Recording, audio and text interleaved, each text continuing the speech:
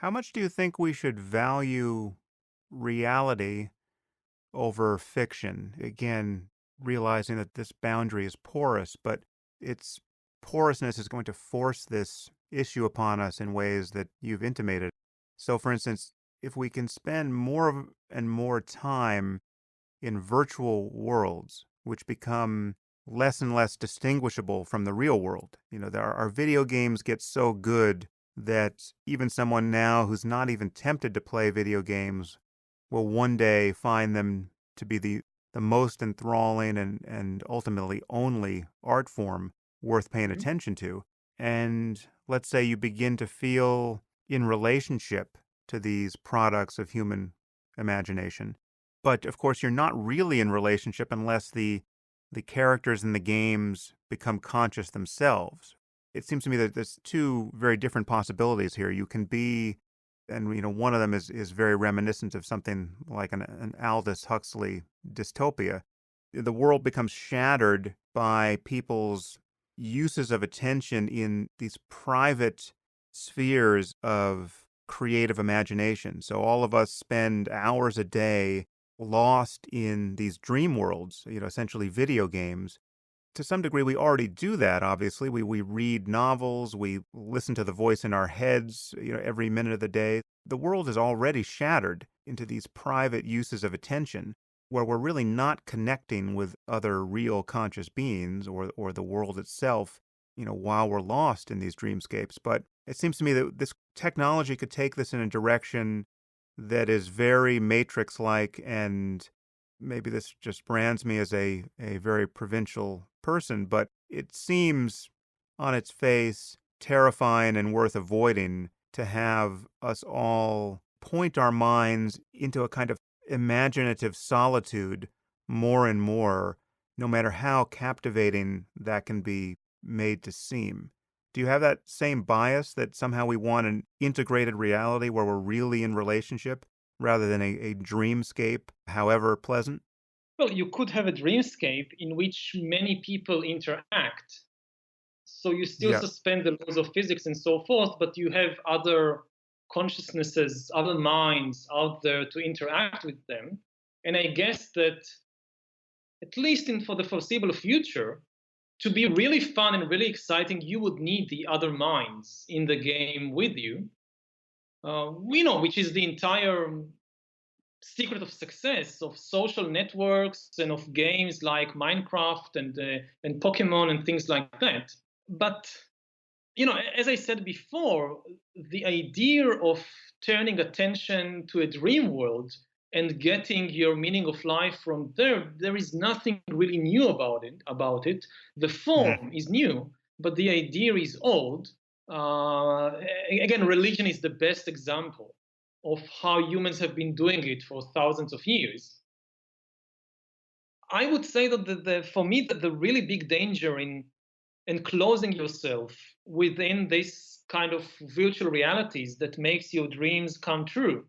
The problem is that at the very deep level, the reaction of the human mind to pleasure isn't satisfaction, it's craving for more. Mm.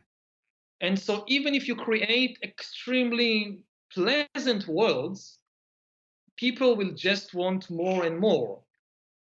And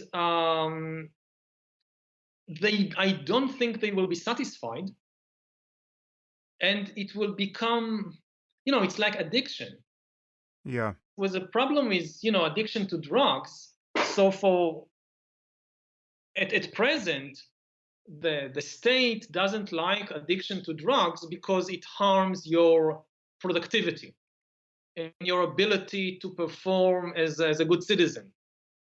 But if the state doesn't need you and you can be all day in some trip, then that objection is pushed to the side. But the deeper objection is that in the long run, I just don't see how it makes people satisfied. It just makes them more and more addicted with time because you need, larger and larger doses of this pleasant mental experience.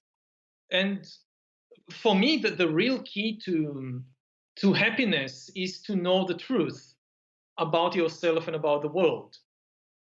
I think if you really know the truth, not as a story and not as a theory, but through direct realization, you've realized what is the truth of existence, then you're really, that's really the firm basis for happiness.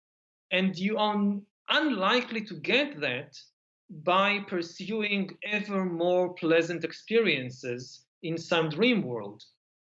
Yeah, or a real one for that matter. Or a real one, yeah. I mean, it's worse with the dream world because theoretically they could or you could increase the dosage all the time.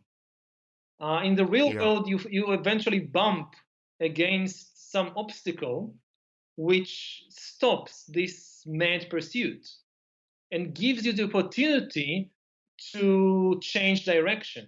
But in a dream world, you're in danger of being completely imprisoned by this constant pursuit of pleasure and excitement without having any opportunity to really explore reality. When you say that you can be lost in a dream world and because of the endless opportunity to increase the dosage essentially of creativity or beauty or desire fulfillment, you may never be able to discover what is really true about the mind, which is the key to ending your search for satisfaction. How would you describe that truth? What is the truth that people would be in danger of never discovering in those conditions? It's the truth of the nature of the mind itself, and especially the truth that all these experiences and feelings and sensations, they are really just ephemeral vibrations. They have no deep meaning, and this is why they can't give you any lasting satisfaction. If you get for a moment some pleasant feeling, it immediately disappears, and you need to grasp the next. It never lasts. And this is the essential nature of all these experiences and feelings and sensations.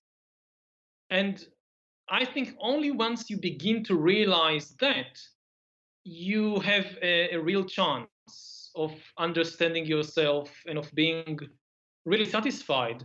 Because otherwise, you just think that, oh, I'm missing this particular feeling, I'm missing this particular experience. This is why I'm Mm. not satisfied. If I only had it, then finally I'll be satisfied. And there is no such thing. Yeah, that's a hard lesson to learn, isn't it? It's a very hard lesson to learn. It's very hard in the outside real world, and it will be even harder in a dream world.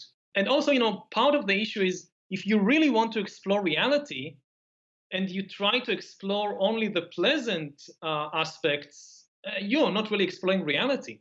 You're just running away from something.